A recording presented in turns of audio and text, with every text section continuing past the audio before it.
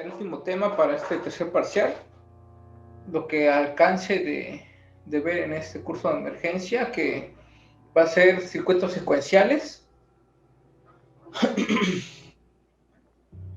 ¿Cuál es la diferencia entre un circuito combinacional? Y bueno, empezamos a recordar que el circuito combinacional es aquel que las salidas dependen únicamente de las entradas, es decir, si tenemos salidas en función de las entradas, cualquier cambio en un momento, esto se va a reflejar en las salidas que estén precisamente en función de esas entradas. Y ahora, un circuito combinacional, lo que se le agrega a un circuito combinacional para volverse secuencial es un elemento de memoria. Y en este caso, ya el circuito no depende únicamente de las, en función de las entradas, sino también ahora depende de una etapa de memoria. Las salidas, pues, no solo dependen de las entradas, sino del estado actual del circuito, donde ese estado es obtenido precisamente de los elementos de memoria. Y bueno, las salidas ahora están determinadas por las entradas y por el estado actual en ese momento se encuentren los elementos de memoria. Ahora esa salida que depende de la entrada combinacional y del estado actual, esa salida nueva se le conoce como estado siguiente. Ahora, ¿cómo sincronizar ese comportamiento? Se hace a través de un reloj o de una señal de habilitación. Y lo que hace pues esta señal de habilitación o de reloj, o sea, sobreescribiéndose, si podemos verlo de esta manera, los estados actuales con los siguientes. La implementación de los circuitos secuenciales es comúnmente, tradicionalmente, con elementos de estado llamados flip-flops. Estos flip-flops, estos biestables, lo que hacen es en un momento dado retener información hasta que se actualiza por un reloj. Por un pulso se va actualizando de acuerdo a lo que viene de una etapa combinacional, se va actualizando su estado. Estudiemos estos dispositivos. Comenzando con el más básico, más simple, es el set reset, el flip-flop set reset.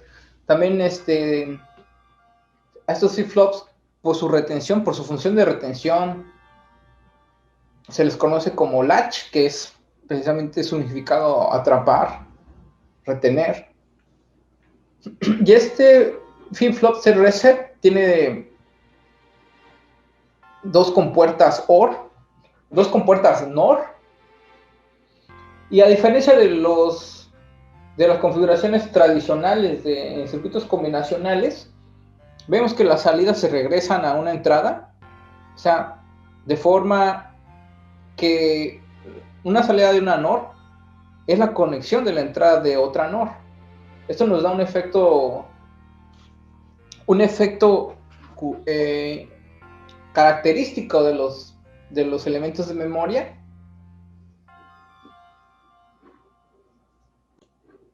Si revisamos cómo funciona el circuito en la herramienta,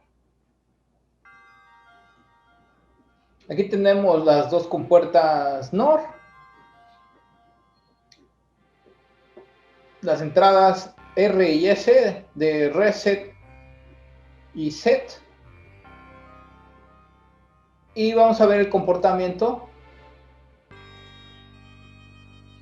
Veamos, si yo tengo un 1 en reset, mi salida Q es 0. Hay que notar también que las configuraciones de estos flip-flops me permiten dos salidas, una sin complemento y otra con complemento, para en el diseño de hardware tener esa facilidad de elegir cuál nos conviene. Entonces tengo reset a 1, mi salida entonces es 0.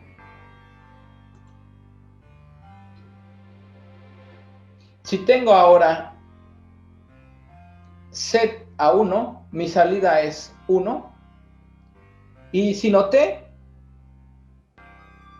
cuando las dos entradas tienen 0, no hay cambio en las salidas. Podemos observar que si las dos entradas reset y set son 0, no hay ningún cambio en las salidas. Voy a repetir los casos. Si reset es 1, hay una actualización, mi salida es 0. Si vuelvo a colocar a las entradas reset y set en 0, no hay ninguna actualización en la salida, hasta que vuelvo a hacer otro caso, en este caso set 1, ya se actualiza. Un caso inválido para este latch SR es cuando las dos entradas son 1. Se le conoce como una condición inválida.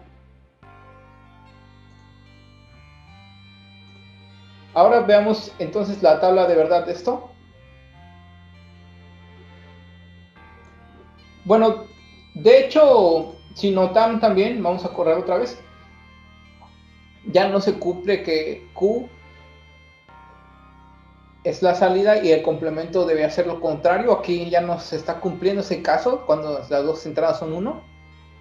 O sea, Q, tanto Q y Q complemento es la misma. Eso es una contradicción. Eso no es posible. Bueno, ya en la tabla de verdad,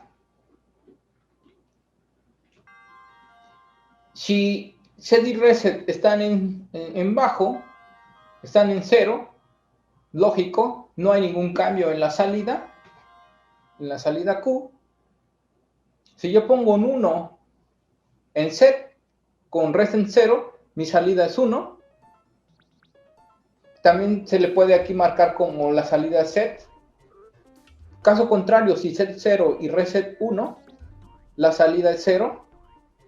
O sea, lo que está sacando realmente es, si lo podríamos ver de una manera, es que el reset lo está sacando a 0.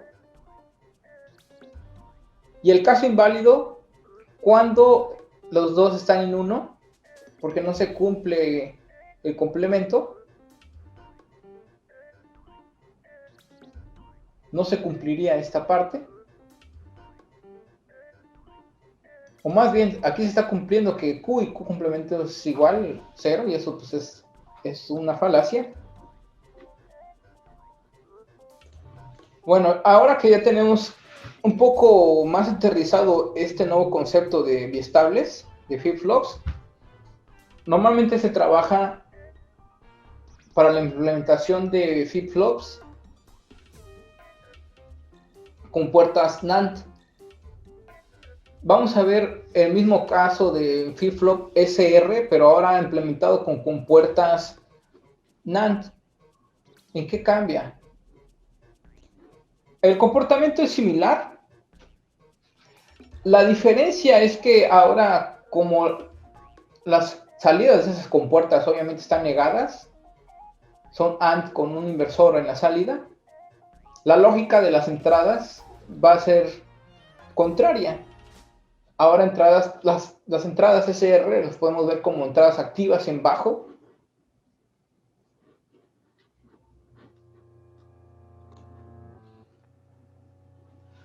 Esa es la tabla que modela esta compuerta, esta latch SR con compuertas NAND. Si las dos entradas, set y reset, perdón, están en 1, no hay cambios en la salida. Ahora, si set es 0 y reset 1, la salida es 1. Por eso les comento que las entradas ahora están activas en bajo.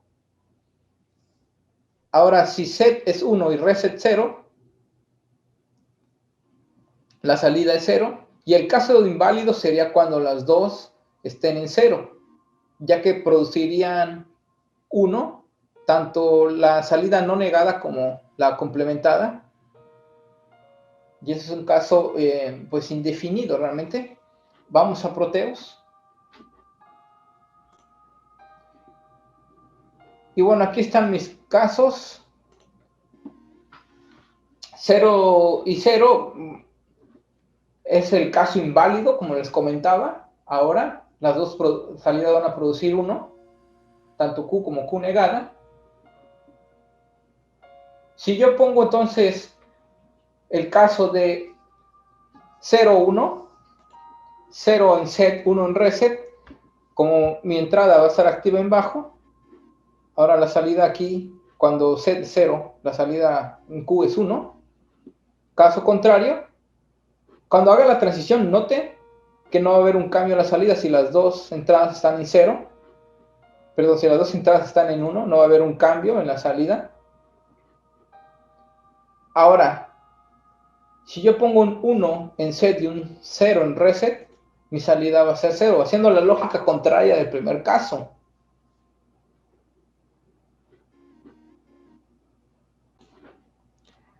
Bueno, ahora vamos a agregar lo que es el reloj para entender cómo funcionaría esta función de reloj que comenté al principio. Estos pulsos de reloj. Y realmente lo que van a hacer es funcionar como una señal de habilitación.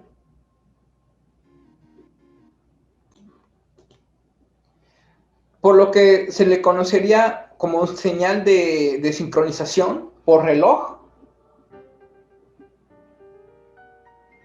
Ese es el mismo circuito flip-flop SR con compuertas NAND.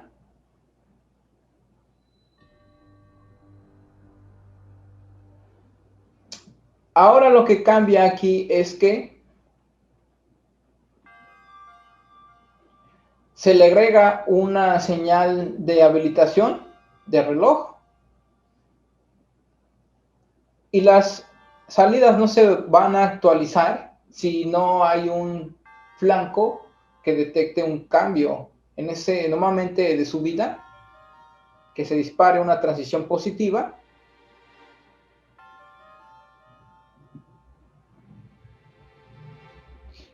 Y si analizamos en todo caso la tabla de verdad con esta nueva señal de habilitación, podemos ver que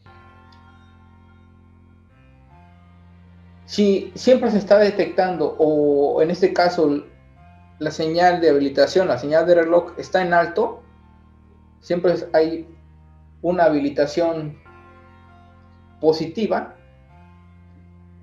va a producir la señal normal del funcionamiento de flip-flop SR con puertas NAND.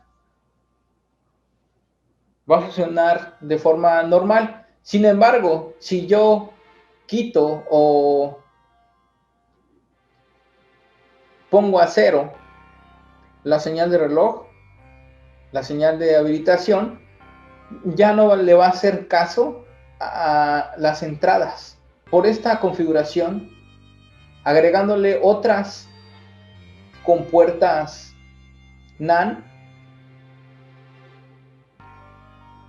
al flip-flop que habíamos analizado en Proteus previamente, vamos a ver cómo se comporta ahora con esta, agregándole este nuevo hardware.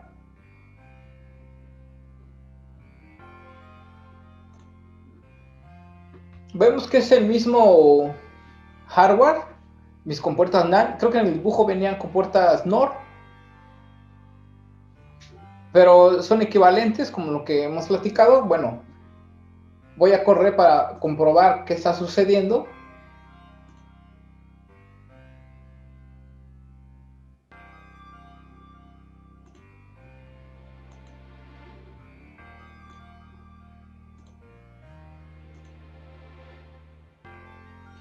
Si yo cambio las entradas en set y reset, no va a funcionar nada mis salidas hasta que yo mande un flanco de subida en el reloj con la señal de habilitación. Aquí ya vemos que ya está funcionando nuestro flip-flop. Si set, como se vuelve a negar las entradas, ahora quedaría como una forma normal, una lógica positiva en set y reset. Si set es 1, mi salida es 1. Si pongo las dos entradas set y reset en 0, no debe haber un cambio a la salida. Efectivamente, no hay un cambio a la salida. Si yo pongo un A1 reset, mi salida debe ser 0. Efectivamente. Y el caso prohibido, pues es el 1-1, cuando aquí me están enviando 1 a las dos salidas, algo que no es posible.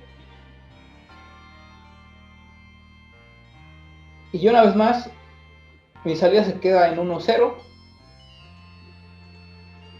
Pero si yo quito la señal de reloj, ya no va a ser sensible mi circuito a los cambios en las entradas por la misma función de estas dos compuertas NAND, habilitando esta señal como, o permitiendo más bien a esta señal como una habilitación, que sería el reloj, para actualizar mis salidas.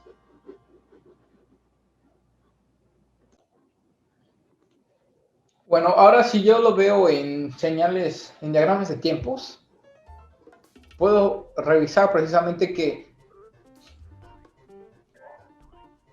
si mi entrada, si mis entradas son 0, tanto set como reset, y la señal de habilitación está en 1, como un estado anterior era 0, permanece sin cambio. Recordemos que cuando las dos entradas están en 0, no hay cambio en la salida. Cuando cambia a 1 set y reset está en 0, tendríamos este caso, el segundo. Sin embargo, en este evento, set 1, reset 0, si está el reloj, la señal de habilitación en bajo, no va a haber tampoco ningún cambio, ya que necesitamos que la salida del reloj esté a 1 o en el flanco de subida. Cuando se detecte un flanco de subida de esa señal, ahora sí se va a actualizar mi salida.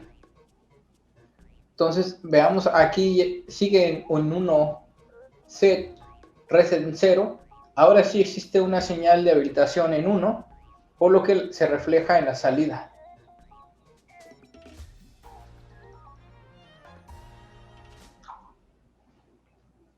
Por ejemplo, aquí hay otro evento, set 0, reset 1. Set 0, reset 1, mi salida debería ser 0. Sin embargo, como no está habilitada la señal de reloj, no hay un cambio, entonces no se estaría cumpliendo la salida, se ignora el cambio, hasta que se encuentra un flanco de subida en reloj y se actualiza la salida.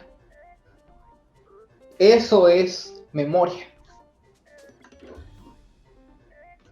Ya que podríamos decir que se está recordando un estado anterior. Otro de los latches más famosos es el tipo D. Aquí tenemos un flip-flop tipo D sincronizado por reloj.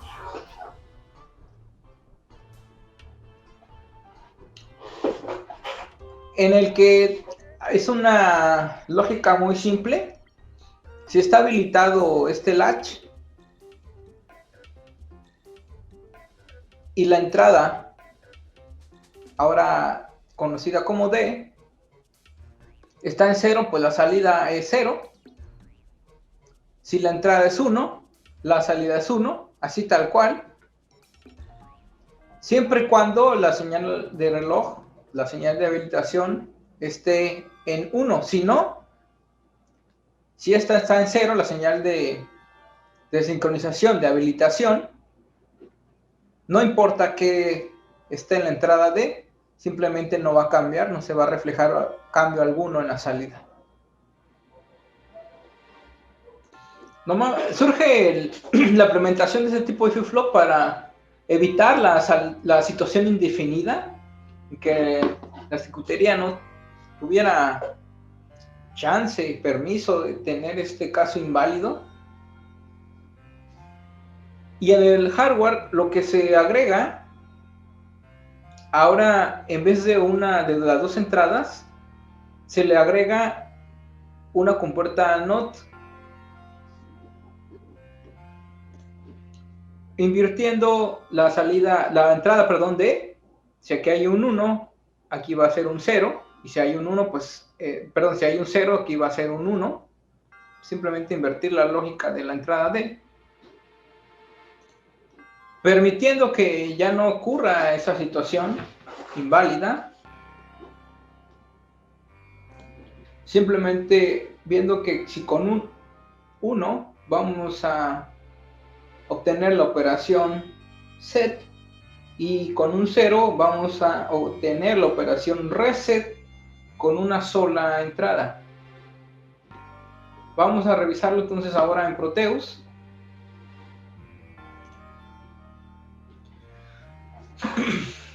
Si lo corremos, aquí vemos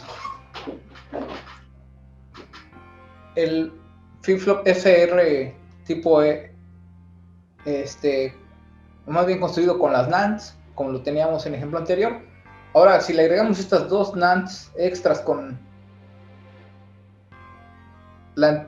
puerta inversora en D,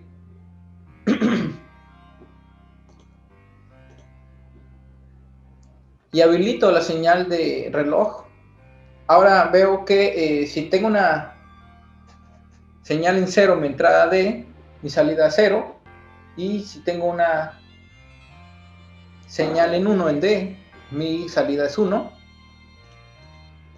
y ya tendría mis casos de reset y set y reset, siempre y cuando esté habilitado mi señal de reloj.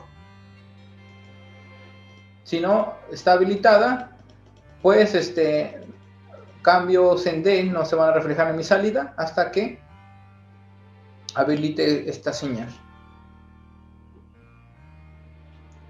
Ese es bueno, pues es la ventaja del tipo D, evitando el caso inválido. Comercialmente, este flip-flop lo podemos encontrar con la numeración 74 LS74. Por aquí lo tengo implementado.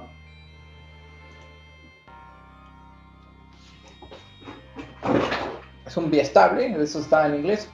Y sería precisamente el 74 LS74. Ahorita vamos a ver su estructura interna, es lo que sigue. Y si revisamos su comportamiento, debe funcionar exactamente igual. Si habilito reloj, hago mis cambios, van a estar las salidas sensibles a lo que entre, siempre y cuando esté habilitado a la señal de reloj.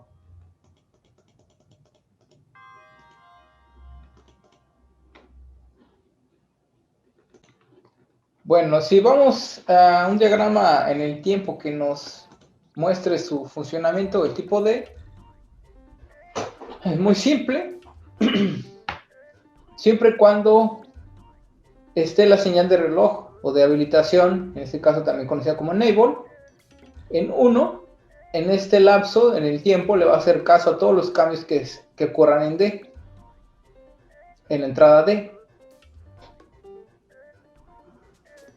Por ejemplo, mi señal en el primer evento de habilitación está en 0, va a ignorar todo cambio en D para que se mantenga sin cambios la salida Q, hasta que existe un flanco de subida, existe una habilitación en la señal de enable, de reloj, va a haber un cambio en Q.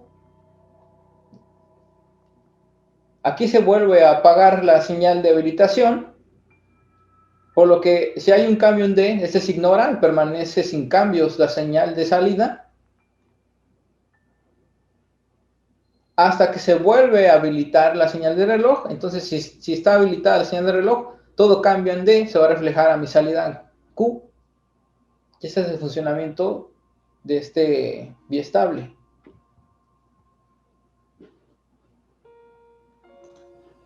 Ahora, realmente el funcionamiento para construir circuitos secuenciales es que la salida se mantenga estable en un periodo para que sea leída sin tanto problema, porque aquí la situación es que si está habilitado Enable, cualquier cambio en D se va a reflejar luego en Q. Para eso hay que mantener estable las salidas un cierto periodo de tiempo. Hay que colocar varios biestables en cascada para que se vayan escalonando las salidas, se vayan secuencialmente habilitando las salidas, por eso es este nombre. Bueno, aquí tenemos dos biestables tipo D con señales de reloj entrando en compuertas NOT, en compuertas inversoras, y el funcionamiento sería que si tenemos un 1 en la señal de reloj, por esta compuerta inversora tendríamos un 0, entonces aquí no le haría caso a ningún cambio en D, pero si hay un 0 en este reloj, en esta señal, aquí hay un 1, entonces va a estar sensible a lo que cambie en D, actualizándose la salida Q, que sería la entrada del siguiente biestable, del siguiente flip-flop D. A esta parte le llamaríamos Q interna. Sin embargo, si se le cae 0, se está habilitando este primer biestable, pero aquí sería un 1, se volvería a negar y no estaría habilitando el segundo biestable, por lo que no le haría caso a esta Q interna hasta que se vuelva a cambiar el valor de CLK. Si CLK es 1, esto es 0, pero en esta segunda NOT se vuelve 1 y ya se estaría habilitando la segunda, el segundo biestable, la segunda salida del biestable 2. Obviamente eso se va a ver más claro ya en Proteus.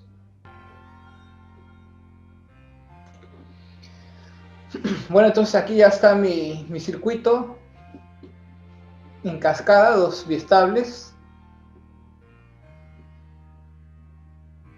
Aquí está en 0 mi señal de reloj, está habilitado este flip-flop, ya que si es un 0 por este lado, en la salida inversora va a ser un 1.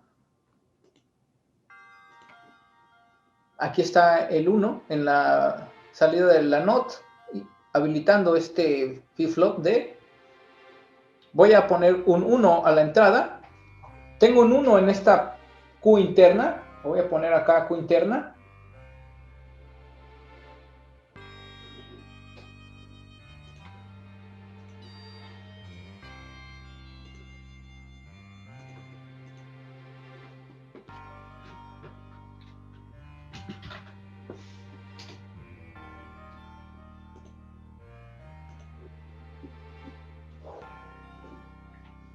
Sin embargo, no se está actualizando. Esta Q interna es la entrada del segundo biestable, pero el segundo biestable en la salida aún tiene 0. ¿Por qué? Porque no se está actualizando, ya que hay doble inversión por esta línea del reloj. Si hay un 0 inicialmente en reloj, se está habilitando el primer biestable por la NOT, pero al volverse a invertir no se está habilitando el segundo, por lo que queda atrapada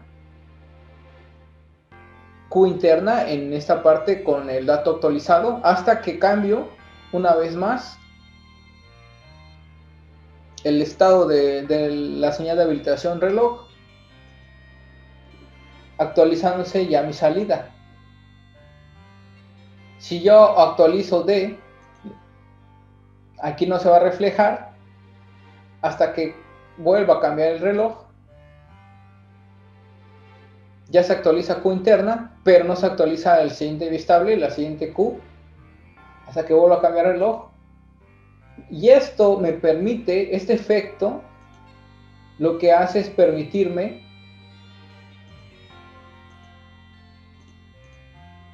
que las salidas se mantengan por cierto lapso en el tiempo estables, se retengan de forma estable.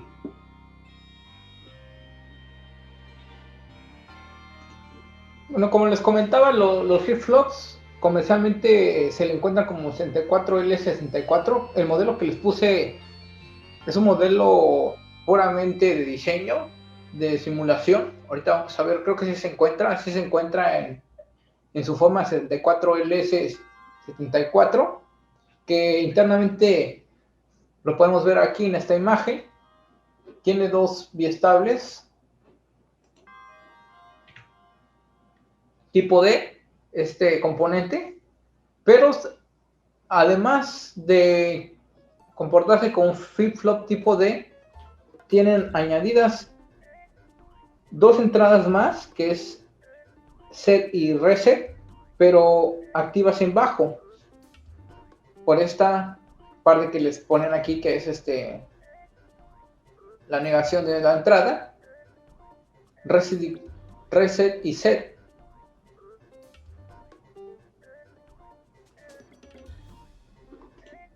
Esta sería su configuración. Primero vamos a ver el funcionamiento en Proteus del modelo.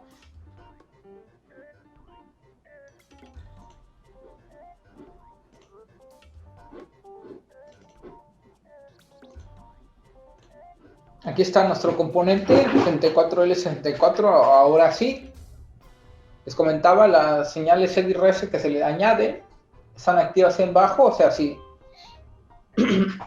las dos señales set y reset están en uno en este componente, se ignoran y no se les toma en cuenta y simplemente va a funcionar este componente como tipo de común.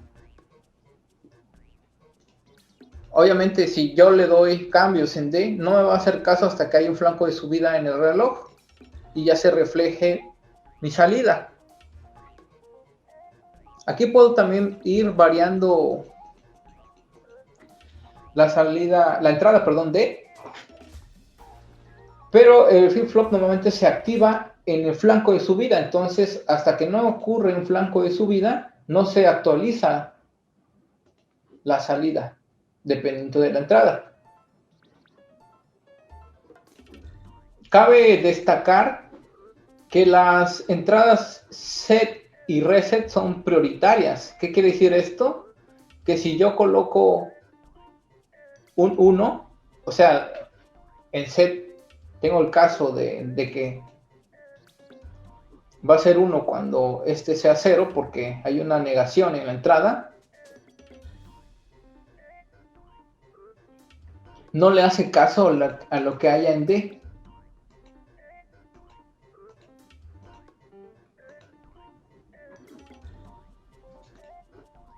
Por ejemplo, si quito la operación set y ahora pongo la operación reset, tengo el caso contrario, mi salida es 0. Sin embargo, la contraparte de esta adición de set y reset en este dispositivo es que no se deben de activar las dos entradas set y reset no se deben de activar, porque si no vamos a tener otra vez el caso inválido.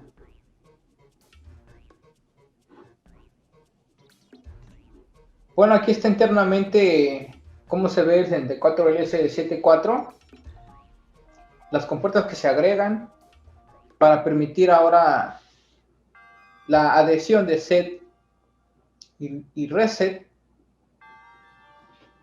Ahora son compuertas NAND de 3 entradas, 4 en esta parte y 2 de 3 entradas en esta parte posterior.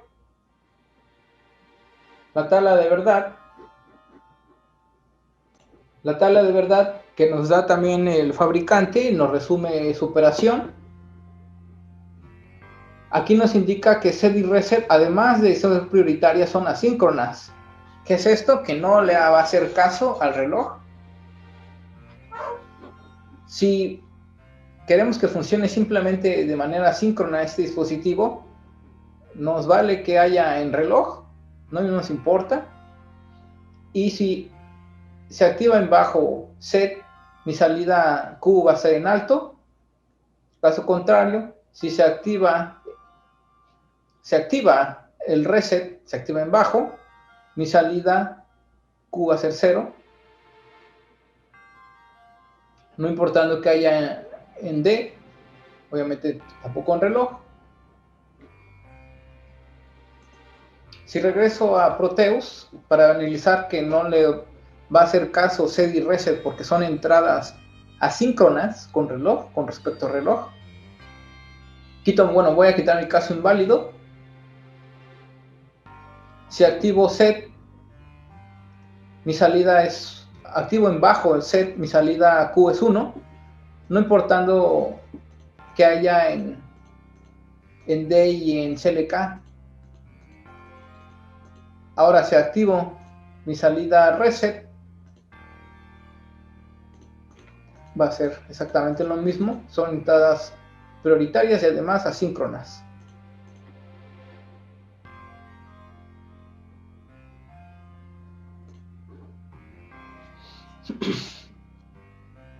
Bueno, y ahora, este es el caso que les comentaba que es indeterminado, inválido, cuando ambas entradas set y reset están activas en bajo. Las salidas va a ser tanto complemento y sin complemento en alto. Eso pues no es posible.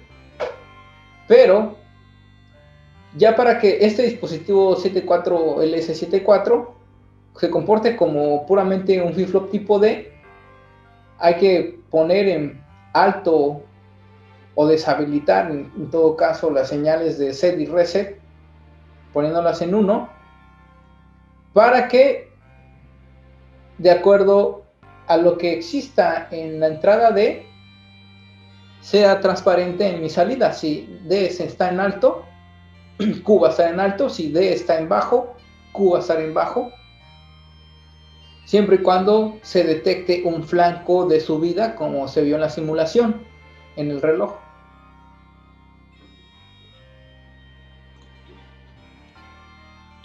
Bueno, recordamos lo que comenté de circuitos en cascada, ahora con flip-flops tipo D, más bien, cómo podemos observar en un diagrama de tiempos que en el primer flip-flop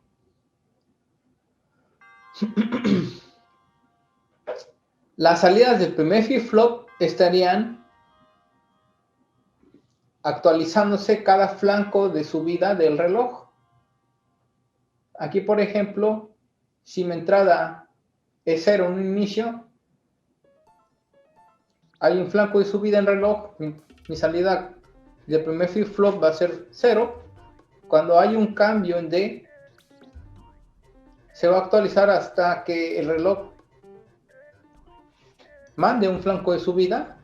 La salida del primer flip-flop se va a actualizar, aquí se va a actualizar en 1, en D, y así sucesivamente.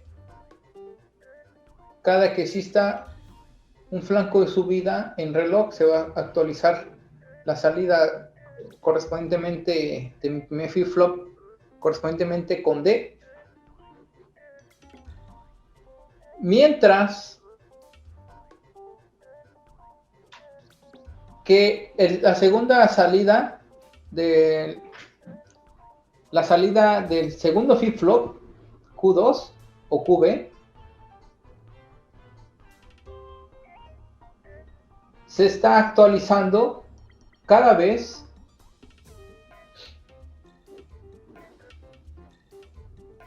lo que observamos en la salida Q2 o QB es que se va trazando con respecto al reloj. Se refleja su cambio, Q2 refleja hasta 2 ciclos después del reloj. Mientras que la salida de flip-flop 1 se reflejaban en el primer cambio de ciclo de reloj. la segunda salida se refleja a los dos. Eso hace un efecto de que se va atrasando.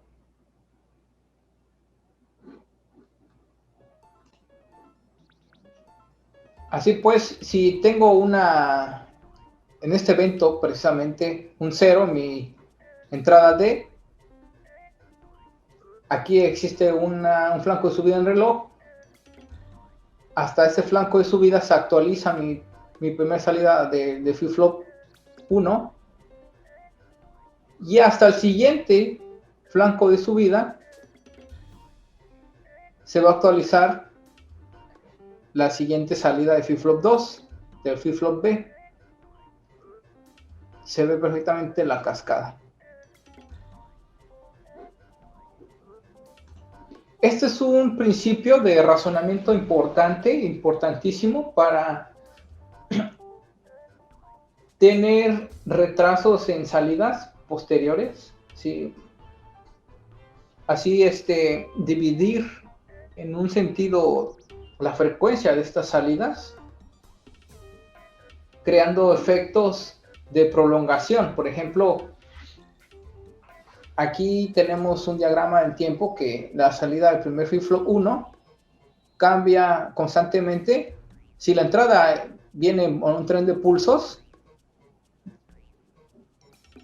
se va actualizando mi primer salida de flip-flop 1 conforme bueno, aquí no se ve mi señal de reloj, pero supongamos que se está actualizando cada flanco de bajada.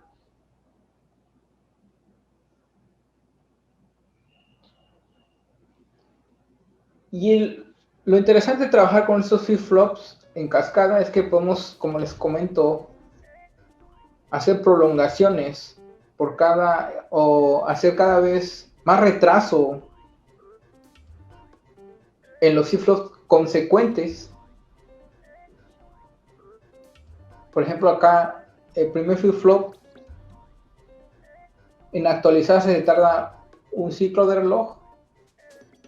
El siguiente flip-flop se tarda 2 ciclos y así posterior. Fundamento principal del próximo tema, que serían los contadores. Por el momento, lo que resta es dejarles una actividad para ir calentando motores para el final, que esta sería entonces la revisión de conceptos 11, y es realizar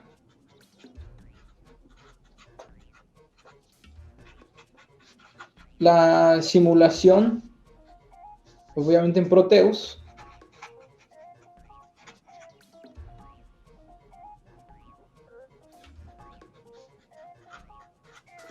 de todos los flip-flop vistos. Los que yo implementé, háganlo ustedes. Los que yo mostré, realícenlo.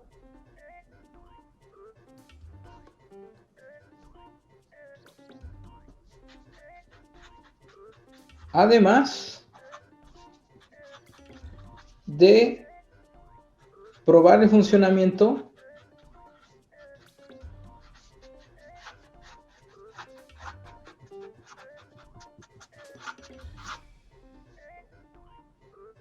de este circuito en particular. A 4 flip-flops en cascada tipo D. Realícenlo, simúlenlo y vean el funcionamiento. No solo me van a entregar Proteus, el archivo de simulación, sino que igual que en las actividades desde la revisión de conceptos 10, van a realizar un video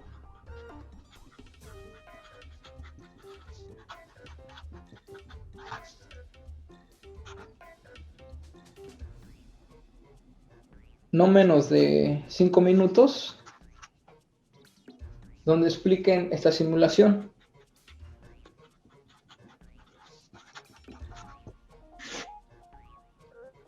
Por el momento, cada actividad está considerada como un 25%.